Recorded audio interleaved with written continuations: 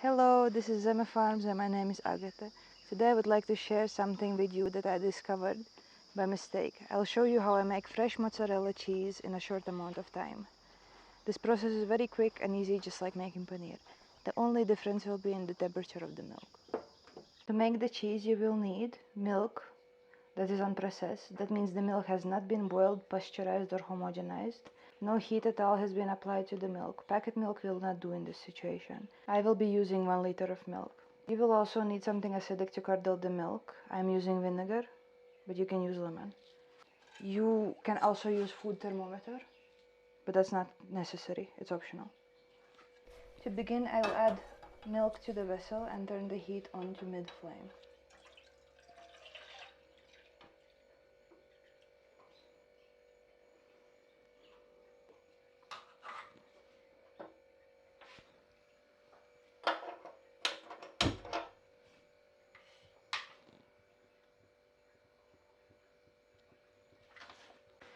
You want to bring the temperature of the milk to about 50 or 60 degrees Celsius. If you don't have a thermometer, you can just check with your finger. You should feel that milk is beginning to get hot, but you can still keep your finger in the milk for several seconds. Do not let the milk boil. Once the milk has boiled, all you can make is paneer. While we wait for the milk to come to desired temperature, I will suggest that you only use this cheese for melting purpose. As we are not boiling the milk first, it should still be cooked before you consume it. I personally use it on top of pizzas or inside of sandwiches that I will toast on a pan. I would not recommend putting it into a fresh salad or anything like that. This cheese also doesn't have much of any flavor, so you will need to season your dish accordingly. It will give you creaminess or stretchiness of a mozzarella cheese. I have just lowered the temperature and now I will check the temperature of the milk.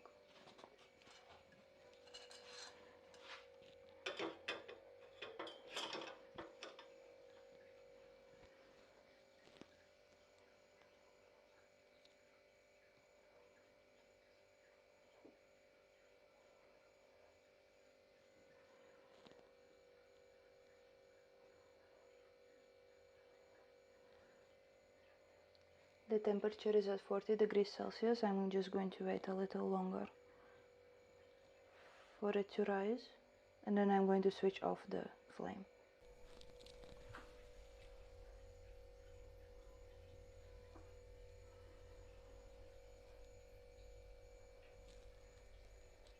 Temperature is almost 50 degrees Celsius, so I think I'm ready to switch it off. I have reached my desired temperature and I have switched off the flame. Now I'm going to use vinegar to curdle the milk. I do not measure the vinegar, but I start with a tablespoon and then keep adding a little more until I start seeing separation in the milk.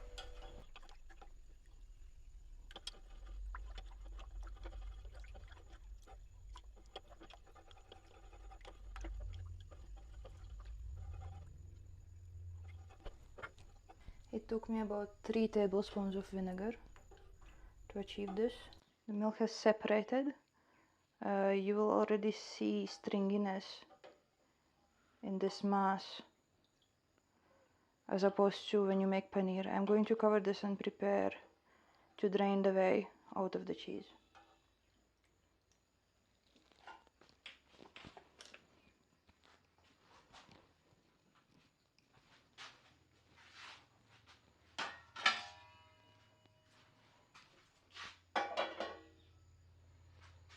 For draining, I use a simple kitchen sieve and a bowl. Now you can go a few ways. To achieve a soft, extremely stringy cheese, you want to drain the whey and just leave it to drain for about an hour. You don't do anything else. Use it within the next few hours. To get a harder, longer lasting cheese, you can drain the whey, quickly rinse the curdles with room temperature water, form it back into a ball and put a weight on it to drain it completely. This cheese you can refrigerate for a few days. This is what I'm going to do today. If you want pre-grated cheese, then wash the curdles thoroughly under cold water and leave in the sieve for about an hour to drain.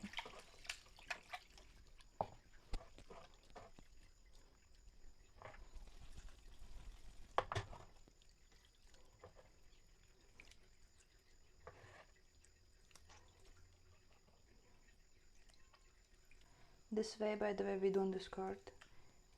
We may use it while making rotis, or if there's nothing that we have to use it in the kitchen for, then we give it to our cows.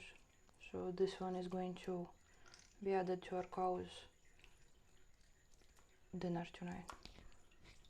So I have formed it back into a bowl, and I'm going to leave it, cover it with a weight, and let it be.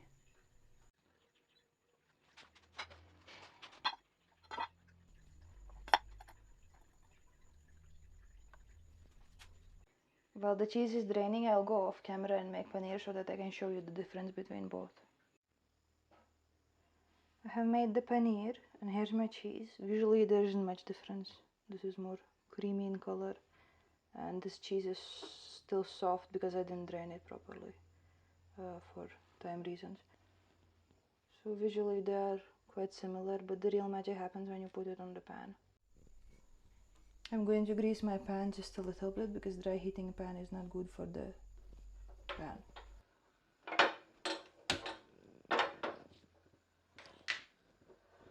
I've switched the pan on high just to heat the pan quicker.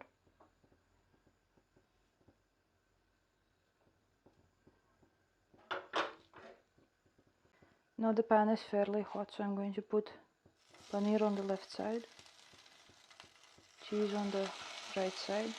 I'm going to lower the flame and cover the pan, and now I'm going to wait for a few minutes. It has been about 2 or 3 minutes. I'm going to remove the lid and we will see what happens.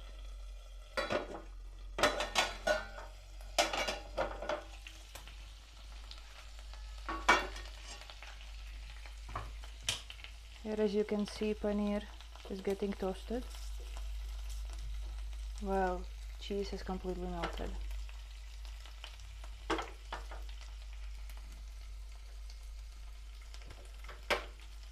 My suggestion is that for best melting result, you slow cook your dish. Slow, even cooking will give you the best pull on your cheese. And that's about it for this recipe. Thanks for watching. If you have any questions or remarks, then please leave them down below in the comments. Do subscribe to our channel, like this video, and follow us on Instagram. See you soon.